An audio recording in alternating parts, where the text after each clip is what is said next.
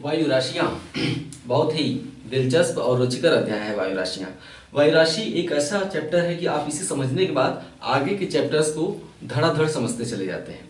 इसके बाद जब हम वाताग्र पढ़ेंगे या शीतोष्ण चक्रवात पढ़ेंगे तो एकदम क्लियर हो जाएगा कि होता क्या है। वायु राशि के बारे में परिभाषा है, उसका लक्षण है, विशेषताएं हैं, है ना। वायु राशि की उत्पत्ति कैसे होती है ये जानेंगे। इसके अलावा वायु राशियों के लिए एक आदर्श उत्पत्ति क्षेत्र कैसा होता है, कैसा आदर्श क्षेत्र हो जहां वायु राशियों की उत्पत्ति होती है। इसके बाद हम वायु राशियों का वर्गीकरण देखेंगे कि वायु राशियों को कितने प्रकारों में बांटा गया है। कुल मिलाकर वायु राशियों को 16 प्रकारों में बांटा गया है ना। तो परिभाषा और लक्षण स्टार्ट करने से पहले जरूरी है कि पहले मैं बातचीत की भाषा में थोड़ा सा वायु राशियों के बारे में समझा दूं। वायु राशि एक बहुत बड़े क्षेत्रफल में होती है, मतलब हजारों वर्ग किलोमीटर के क्षेत्रफल में, हजारों वर्ग किलोमीटर आप समझते हैं, हजारों वर्ग किलोमीटर के क्षेत्रफल में किसी वायु राशि का विस्तार हो सकता है। वायु राशि अदृश्य वस्तु होती है, कल्पना करने वाली वस्तु है। जब वायु का कोई बहुत विस्तृत पुंज, पुंज मतलब समझते हैं ना, बड़ा आयतन, जब वायु का कोई बहुत विशाल विस्तृत पुंज अपने नीचे स्थित धरातल के ऊपर लंबे समय तक स्थिर रहता है। एक बात और है, धरातल समांगी होना चाहिए। समांगी मतलब वायु का जो विस्तृत पुंज है उसके नीचे का धरातल या तो महासागर होना चाहिए पूरी तरह से, या तो नीचे का धरातल पूरी तरह से महाद्वीप होना चाहिए, यानी स्थल खंड होना चाहिए। तो जब वायु का कोई विस्तृत पुंज अपने नीचे स्थित समांगी धरातल के ऊपर लंबे समय तक स्थिर रहता है और लंबे समय तक स्थिर रहकर अपने नीचे स्थित धरातल के तापमान और आर्द्रता संबंधित भौतिक गुणों को, भाई धरातल में भी तो तापमान होता है ना, धरातल में तापमान नहीं होता है, गर्मी में खड़े हो जाएंगे पर जल जाता है। तो नीचे स्थित धरातल के ऊपर लंबे समय तक स्थिर रहकर उसके तापमान और आर्द्रता संबंधी भौतिक लक्षणों को पूरी तरह से आत्मसात कर लेता है और उसके साथ संतुलन स्थापित कर लेता है। अच्छा, अगर हम धरातल पर, गर्म धरातल पर थोड़ी देर खड़े रहते हैं, हमारा पैर ठंडा है ना, कल्पना करिए हमारा पैर क्या है, ठंडा होता है। हम गर्म धरातल पर बहुत देर तक अगर खड़े रहें, थोड़ा सा गर्मी बर्दाश्त कर लें, तो हमारा पैर कैसा हो जाएगा, ठंडा रहेगा कि गर्म। हमारा पैर भी, यानी पैर की जो तलवा होता है वो भी गर्म हो जाता है। तो यानी कोई भी वस्तु अपने नीचे स्थित धरातल के तापमान को स्वीकार करती है जब तक कि वायु का तापमान धरातल के तापमान के बराबर न हो जाए, है ना। तो इसी तरह धरातल में आर्द्रता भी होती है, नमी, उस नमी को भी वायु स्वीकार करती है, तब तक आत्मसात करेगी जब तक दोनों का बराबर न हो जाए, यानी धरातल का तापमान, आर्द्रता और वायुमंडल का तापमान और आर्द्रता एक समान हो जाए, है ना। तो इस चीज से जब वायु का विस्तृत पुंज अपने नीचे स्थित समांगी तल के ऊपर लंबे समय तक स्थिर रहकर धरातल के तापमान और आर्द्रता संबंधी भौतिक गुणों को पूरी तरह से आत्मसात कर उसके साथ संतुलन स्थापित कर लेती है, तो वायु राशि की उत्पत्ति हो जाती है। वायु राशियों का विस्तार सैकड़ों वर्ग किलोमीटर में, हजारों वर्ग किलोमीटर में हो सकता है, बहुत विस्तृत होती है ये। लेकिन इनका एक लक्षण है कि अपने नीचे स्थित धरातल पर लंबे समय तक वायु का एक विस्तृत पुंज स्थिर होना चाहिए, तभी वायु राशि की उत्पत्ति होगी। अगर हवा में क्षैतिज संचलन बहुत ज्यादा है तो वायु राशि की उत्पत्ति नहीं होगी, ठीक है। प्रत्येक जो वायु राशि होती है वो हजारों वर्ग किलोमीटर में विस्तृत हो सकती है और इनकी खास विशेषता होती है कि किसी भी क्षैतिज तल पर आप, यानी एक समान क्षैतिज तल ले लीजिए और 100 किलोमीटर भी आप चले जाइए, एक क्षैतिज तल होता है ना, जैसे मेरा ये ऊर्ध्वाधर विस्तार है और मेरा क्षैतिज तल क्या है, ये क्षैतिज विस्तार कहते हैं। तो वायु राशि के क्षैतिज तल पर आप कहीं भी चले जाइए, उसका तापमान और आर्द्रता एक समान बना रहता है ना। यानी वायु राशि के क्षैतिज तल पर तापमान आर्द्रता में नाम मात्र का भी परिवर्तन नहीं आता है, या नाम मात्र का परिवर्तन आता है। यहां तक कि अगर आप 150 किलोमीटर की अधिक दूरी पर जाने पर भी क्षैतिज तल में आर्द्रता और तापमान एक समान बना रहता है। यानी किसी भी कोई भी वायु राशि अपने भौतिक लक्षणों के आधार पर बिल्कुल विशिष्ट होती है। किसी भी वायु राशि के भौतिक लक्षण विशिष्ट होते हैं जो कि नीचे स्थित समांगी धरातल से प्राप्त किए जाते हैं। और उसके प्रत्येक क्षैतिज तल पर तापमान और आर्द्रता में नाम मात्र का परिवर्तन आता है। यानी आप 150 किलोमीटर 200 किलोमीटर से भी अधिक दूरी पर चले जाएं तो तापमान एक समान बना रहेगा, वायु की आर्द्रता भी एक समान बनी रहेगी। ठीक है। और कोई भी वायु राशि अपने भौतिक लक्षणों में समरूप होती है। यानी कोई भी वायु राशि अपने भौतिक लक्षणों जैसे तापमान, आर्द्रता, घनत्व, वायुदाब में समरूप होती है ना। जहां तक उसका विस्तार है हर जगह उसमें तापमान, आर्द्रता, घनत्व एक समान पाया जाता है। तो आइए पहले हम परिभाषा तय कर लेते हैं। वायु राशि की परिभाषा क्या है?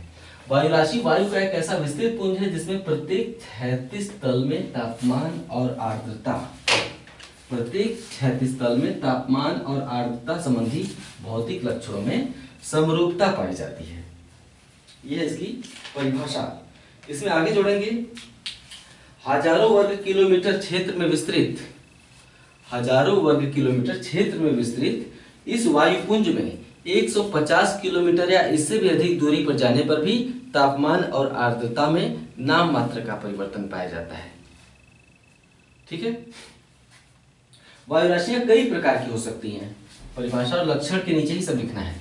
वायु राशियां कई प्रकार की हो सकती हैं, जैसे उष्णकटिबंधीय वायु राशि या शीतल ध्रुवीय वायु राशि।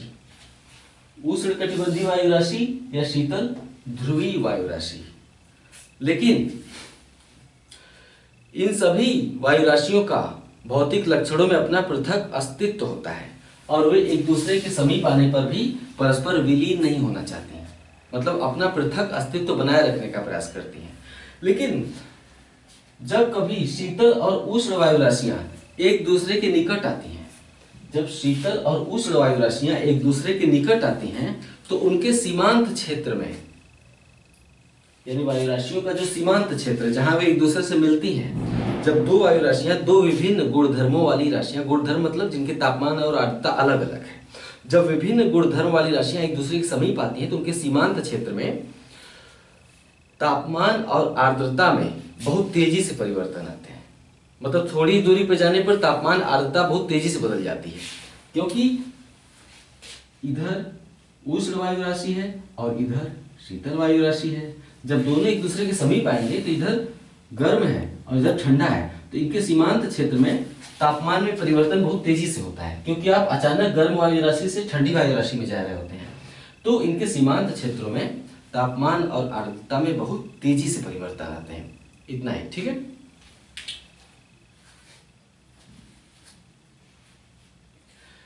इनकी विशेषताएं देख लेते हैं। किसी भी वायु राशि की सबसे बड़ी विशेषता क्या होती है? किसी भी वायु राशि की सबसे बड़ी विशेषता ये होती है कि वो अपने नीचे स्थित समांगी तल के भौतिक लक्षणों को पूरी तरह से आत्मसात कर उसके साथ संतुलन स्थापित कर लेती है। कोई भी वायु राशि, उसकी सबसे बड़ी विशेषता ये है कि अपने नीचे स्थित धरातल के तापमान और आर्द्रता संबंधी भौतिक गुणों को पूरी तरह से आत्मसात करके उसके साथ संतुलन स्थापित कर लेती है। ठीक है। यहाँ एक बात समझने वाली है कि सबसे बड़ी विशेषता है कि अपने नीचे स्थित धरातल, अब नीचे स्थित धरातल कामा देके आप जोड़ सकते हैं, चाहे वो महासागर हो चाहे महाद्वीप हो, उसके तापमान एवं आर्द्रता संबंधी भौतिक गुणों को पूरी तरह से आत्मसात कर उसके साथ संतुलन स्थापित कर लेती है। ये वायु राशि की सबसे बड़ी विशेषता होती है। दूसरी विशेषता, जैसे हमने थोड़ी देर पहले कहा उष्ण वायु राशि या शीतल वायु राशि। कोई भी वायु राशि अपने नीचे स्थित धरातल जिसके ऊपर वो गतिमान होती है, वायु राशियों की जब उत्पत्ति एक बार हो जाती है ना किसी क्षेत्र में, तो फिर वहां से गतिमान हो जाती हैं धीरे धीरे। हालांकि उनकी गति बहुत कम होती है, धीरे धीरे प्रवाह होता है उनका, धीरे धीरे। तो कोई भी वायु राशि अपने नीचे स्थित धरातल जिसके ऊपर वह गतिमान होती है उसके तापमान के सापेक्ष उष्ण या शीतल कही जाती है। मतलब कोई भी वायु राशि अपने नीचे स्थित धरातल के तापमान के सापेक्ष उष्ण या शीतल कही जाएगी। अगर वायु राशि के नीचे ठंडा स्थलखंड है, वायु राशि के नीचे अगर ठंडा स्थलखंड है तो वायु राशि क्या कहलाएगी? उष्ण वायु राशि कहलाएगी। अगर वही उष्ण वायु राशि ठंडे स्थलखंड से गमन करते हुए अपेक्षाकृत गर्म महासागर के ऊपर पहुंच जाए, क्योंकि महासागर तो स्थलखंड से गर्म होता है ना, वही उष्ण वायु राशि ठंडे स्थल खंड से गमन करते हुए अपेक्षाकृत गर्म महासागर के ऊपर पहुंच जाए तो उसे शीतल वायु राशि कहा जाएगा। मतलब नीचे जमीन गर्म है तो वायु राशि शीतल, नीचे अगर जमीन अगर ठंडी है तो वायु राशि उष्ण कहलाएगी। वही उष्ण वायु राशि गमन करते हुए अपेक्षाकृत गर्म महासागर के ऊपर पहुंच जाए तो वायु राशि ठंडी कहलाएगी। इसको आप इस प्रकार से लिखिए, कोई भी वायु राशि अपने नीचे स्थित धरातल जिसके ऊपर गतिमान होती है उसके तापमान के सापेक्ष उष्ण या शीतल कही जाएगी। अगर वायु राशि के नीचे स्थित स्थल खंड अपेक्षाकृत ठंडा है तो वायु राशि उष्ण कही जाएगी। वही उष्ण राशि अगर गमन करते हुए, गति करते हुए अपेक्षाकृत गर्म महासागर के ऊपर पहुंच जाए तो शीतल वायु राशि कही जाएगी। ठीक है। तीसरी विशेषता, उष्ण वायु राशि में स्थायित्व होता है। अच्छा, उष्ण वायु राशि के नीचे धरातल कैसा होगा, ठंडा या गर्म? हम उष्ण वायु राशि क्यों नाम देते हैं? क्योंकि नीचे का स्थल धरातल ठंडा है, तभी तो यहाँ हमने क्या बताया, नीचे का धरातल ठंडा है तो उसे उष्ण कहा जाता है। तो अब उष्ण वायु राशि में स्थायित्व पाया जाएगा, क्योंकि उष्ण वायु राशियों में स्थायित्व पाया जाता है। स्थायित्व का मतलब मैं समझा रहा हूँ। उष्ण वायु राशियों में स्थायित्व पाया जाता है क्योंकि उष्ण वायु राशि के नीचे स्थित जो ठंडा स्थल खंड होता है या ठंडा धरातल होता है उससे वायु राशि में शीतलन हो जाता है। ठंडा धरातल जहां होता है वहां वायु गर्म होकर ऊपर नहीं उठती है। जहां भी ठंडा धरातल होगा हवा वही जमीन पर नीचे बैठी रहेगी, ये पहचान होती है। अच्छा है, थोड़ा सा इसको आप काफी हद तक मेरे साथ जीएस में सब बातों को समझे, यहाँ भी समझे हैं। गर्मी में तेज हवाएं क्यों चलती हैं? जैसे ही ठंडी के बाद मार्च अप्रैल का महीना आता है, अंधड़ खुद तेज चलता है। क्यों चलता है? जैसे ही धरातल गर्म होना शुरू होता है ना मार्च अप्रैल के महीनों में, तो हवा गर्म होकर ऊपर उठती है। हवा गर्म होकर ऊपर उठती है तो उस खाली स्थान को भरने के लिए चारों तरफ से गर्म और तेज हवाएं चलती हैं। चारों तरफ से हवाएं उस खाली स्थान को भरना चाहती हैं। और समझ में आया कि मार्च अप्रैल और मई के महीनों में अंधड़ क्यों चलती है, खूब तेज हवाएं क्यों चलती हैं, धूल भरी? क्योंकि ये प्रमाण है कि हवाएं तेज चल रही है, इसका मतलब कहीं न कहीं हवा गर्म होकर ऊपर उठ रही है। लेकिन जब धरातल ठंडा होता है तो वायु ठंडी और भारी होकर उसी पर बैठी रहती है, उठ नहीं पाती है। तो उष्ण वायु राशि में स्थायित्व का गुण पाया जाता है क्योंकि उष्ण वायु राशि के नीचे स्थित अपेक्षाकृत ठंडा धरातल वायु राशि में स्थायित्व ला देता है, जिसके कारण उष्ण वायु राशि में ऊर्ध्वाधर गति नहीं पाई जाती है। उष्ण वायु राशि में ऊर्ध्वाधर गति नहीं पाई क्योंकि नीचे से ठंडे धरातल से उसमें स्थायित्व का गुण आ जाता है। जबकि शीतल वायु राशि में अस्थायित्व का गुण पाया जाता है। क्योंकि शीतल वायु राशि के नीचे स्थित अपेक्षाकृत गर्म धरातल वायु राशि में संवहन धाराएं उत्पन्न कर देता है। गर्म धरातल संवहन धाराएं उत्पन्न करता है ना, तो शीतल वायु राशि में अस्थायित्व पाया जाता है क्योंकि शीतल वायु राशि के नीचे स्थित अपेक्षाकृत गर्म धरातल वायु राशि में संवहन धाराएं उत्पन्न कर देता है, जिसके चलते वायु में ऊर्ध्वाधर गति पाई जाती है। ठीक है ना? संवहन तरंगें उठती है, परिणाम स्वरूप वायु में ऊर्ध्वाधर गति पाई जाती है। चौथी विशेषता क्या है इसकी वायु राशि की? आप सब समझ रहे हैं, बहुत ही स्थिर होकर, बहुत ही शांत होकर मैं समझा रहा हूं ताकि आपको ये पूरी तरह से समझ में आ जाए। हाँ, एक के बाद एक मैंने जानबूझ के क्रमशः लिखा है ताकि इसको जब आप पढ़ लेंगे दूसरी विशेषता तो तीसरी ऑटोमेटिक समझ में आएगी। आप तीसरी के बाद चौथी पढ़ेंगे तो समझ में आएगा। प्रत्येक वायु राशि का संबंध किसी न किसी पवन पेटी से रहता है। जैसे ये विषुवत रेखा है, मैंने उत्तरी गोलार्ध बनाया है। जैसे सन्मार्गी पवन, ये कौन सी सन्मार्गी पवन की पेटी है, ये पश्चिमा पवन की पेटी है और ये ध्रुवी पवन की पेटी है ना। तो प्रत्येक वायु राशि का संबंध किसी न किसी पवन पेटी से अवश्य रहता है। जैसे सन्मार्गी या व्यापारिक पवनों की पेटी में उष्ण वायु राशि पाई जाती है और ध्रुवीय पवनों की पेटी में शीतल वायु राशि पाई जाती है। ठीक है। प्रायः पछुआ पवन की पेटी में उष्ण और शीतल वायु राशियां एक दूसरे के समीप आ जाती हैं। ठीक है।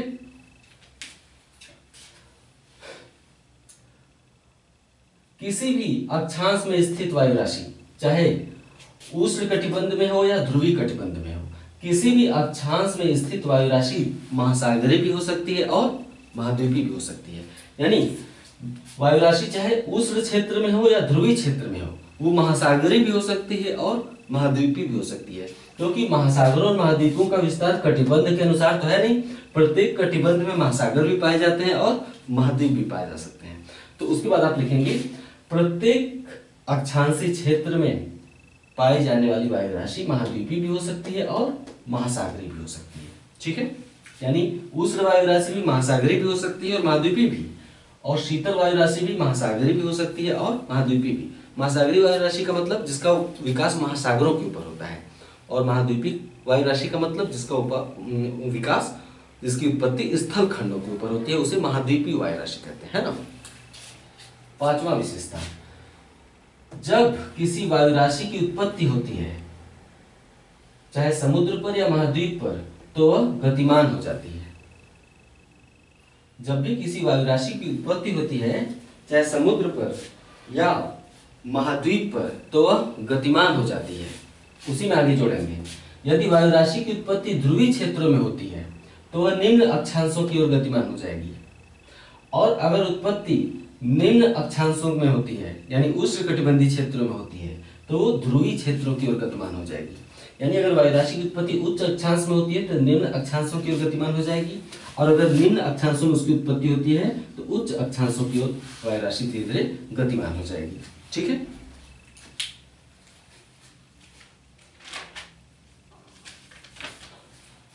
छठी विशेषता वायु राशि की, अपने उत्पत्ति क्षेत्र से अन्य प्रदेशों की ओर गमन करने पर भी, जब कोई वायु राशि हमने ऊपर बताया ना कि गतिमान हो जाती है, ध्रुवीय क्षेत्रों में उत्पत्ति हुई हो तो निम्न अक्षांशों में, निम्न अक्षांशों में उत्पत्ति हुई हो तो उच्च अक्षांशों में गतिमान हो जाएगी।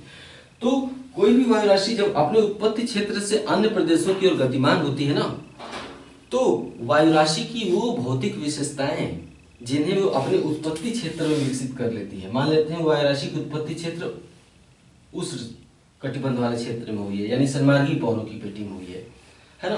तो मान लेते हैं वायु राशि की उत्पत्ति यहाँ हुई है, तो कोई भी वायु राशि जब अपने उत्पत्ति क्षेत्र से अन्य प्रदेशों की ओर गतिमान होती है, तो उसकी भौतिक विशेषताएं जिन्हें वे अपने उत्पत्ति क्षेत्र में विकसित कर चुकी होती है, भौतिक विशेषताएं मतलब तापमान और आर्द्रता संबंधी, है ना। तो उसकी भौतिक विशेषताएं जिन्हें वे अपने उत्पत्ति क्षेत्र में विकसित कर चुकी होती है, पूर्ववत बनी रहती हैं। यानी अन्य क्षेत्रों में गमन करने पर भी उसकी भौतिक विशेषताएं पहले की भांति बनी रहती हैं। अपनी भौतिक विशेषताओं को त्यागना नहीं चाहती, अपनी भौतिक विशेषताओं को बनाए रखना चाहती है वायु राशि। कौन सी भौतिक विशेषताएं? जिन्हें वो अपने उत्पत्ति क्षेत्र में विकसित कर चुकी होती है। जब अन्य प्रदेशों की ओर जाती है वायु राशि, तो वो अपनी भौतिक विशेषताओं को बनाए रखने का प्रयास करती है। यही कारण है कि दो विभिन्न भौतिक गुणों वाली राशियां एक दूसरे के समीप आने पर भी एक दूसरे से विलीन नहीं होती हैं और अपने पृथक अस्तित्व को बनाए रखने का प्रयास करती हैं। ठीक है, वायु राशियों की उत्पत्ति कैसे होती है? यहां साफ साफ लिखा हुआ है, बस इतना ही लिखना है। जब वायु का कोई विशाल पुंज अपने नीचे स्थित समांगी तल, जो वायु का कोई विशाल पुंज अपने नीचे स्थित समांगी तल, चाहे महाद्वीप हो या महासागर, पर लंबे समय तक स्थिर रहकर, उसके ऊपर लंबे समय तक स्थिर रहकर उसके तापमान और आर्द्रता संबंधी भौतिक गुणों को पूरी तरह से आत्मसात कर उसके साथ संतुलन स्थापित कर लेती है, तो वायु राशि की उत्पत्ति हो जाती है। ठीक है, शुरू में ही मैंने बताया था। वायु राशियों की उत्पत्ति के लिए एक आदर्श क्षेत्र क्या होता है, यानी वायु राशि के लिए एक आदर्श उत्पत्ति क्षेत्र में कौन कौन सी विशेषताएं होनी चाहिए, मतलब कहां पे वायु राशि की उत्पत्ति होगी। तो वायु राशि के लिए एक आदर्श उत्पत्ति क्षेत्र में दो प्रमुख विशेषताएं अपरिहार्य रूप से पाई जानी चाहिए। पहली विशेषता है, उत्पत्ति क्षेत्र या तो पूरी तरह से उष्णकटिबंधीय, यानी उसकी उत्पत्ति क्षेत्र की जो अक्षांशीय स्थिति है, अक्षांश कहते हैं इसको, उष्णकटिबंधीय अक्षांश है या ध्रुवीय अक्षांश है, तो उत्पत्ति क्षेत्र या तो पूरी तरह से उष्णकटिबंधीय क्षेत्र होना चाहिए या ध्रुवीय क्षेत्र होना चाहिए, है ना। उत्पत्ति क्षेत्र या तो पूरी तरह से उष्णकटिबंधीय हो या फिर ध्रुवीय क्षेत्र होना चाहिए, तभी वायु राशि की उत्पत्ति होगी। इसका मतलब है कि अगर ये शीतोष्ण जलवायु वाला अगर क्षेत्र है, मतलब शीतोष्ण क्षेत्र है बीच वाला, तो बीच वाले क्षेत्र में यानी पश्चिमा पवन की पेटी में वायु राशि की उत्पत्ति नहीं होती है। पश्चिमा पवन की पेटी में इनका मिलन होता है, ध्रुवीय वायु राशि इधर गमन करती है और उष्ण वायु राशि इधर गमन करती है, इसलिए पश्चिमा पवन में इनका मिलन होता है। तो उत्पत्ति क्षेत्र या तो पूर्ण रूप से उष्णकटिबंधीय होना चाहिए, ध्रुवीय, तभी वायु राशि की उत्पत्ति हो सकती है। दूसरी प्रमुख विशेषता क्या है उत्पत्ति क्षेत्र की? धरातल समांगी होना चाहिए।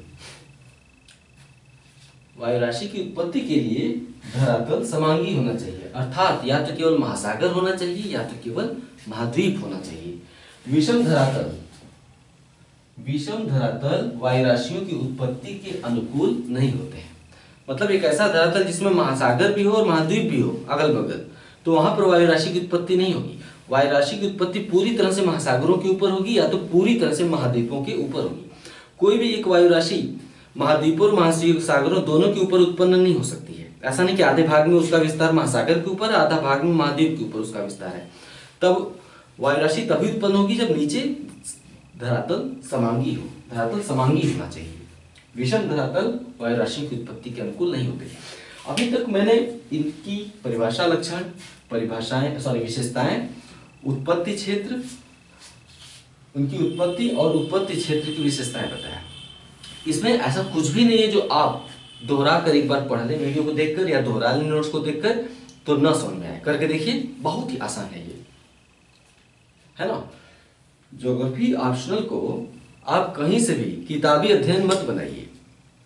अगर सिविल सेवा में जाना है तो ज्योग्राफी ऑप्शनल को ट्रिकी बनाइए, ट्रिकी, कि कैसे आप अपनी बात को संक्षेप में कह लीजिए, है ना, और नंबर आपको मिल जाए। क्योंकि एक बार आप एसडीएम या डीएम की कुर्सी पे बैठ जाएंगे तो आपसे वायु राशियों की विशेषताएं नहीं पूछेगा कोई भी आके। तो आपको सिर्फ इतना ही करना है कि इसको एक बार ढंग से समझ लीजिए और जाके एग्जाम में लिख दीजिए। इसके अगले मैं चाहता तो इसी में वायु राशियों को वर्गीकरण बताता, लेकिन नया अध्याय है, हो सकता है आप बिल्कुल नए हो इस क्षेत्र में, तो मैं चाहता हूं कि इसको 2, 4 बार, 6 बार इस वीडियो को ढंग से देख लीजिए, ताकि जब वर्गीकरण समझाऊं तो बहुत ही आसानी से फिर समझ में आ जाएगा। इसी में शामिल कर लूंगा तो हो सकता है आपको थोड़ी सी उलझन हो, परेशानी हो। इस भाग को समझ लीजिए, अगले भाग में हम इनका वर्गीकरण समाप्त करा देंगे। वायु राशि के बाद अगला अध्याय होगा वाताग्र, ठीक है।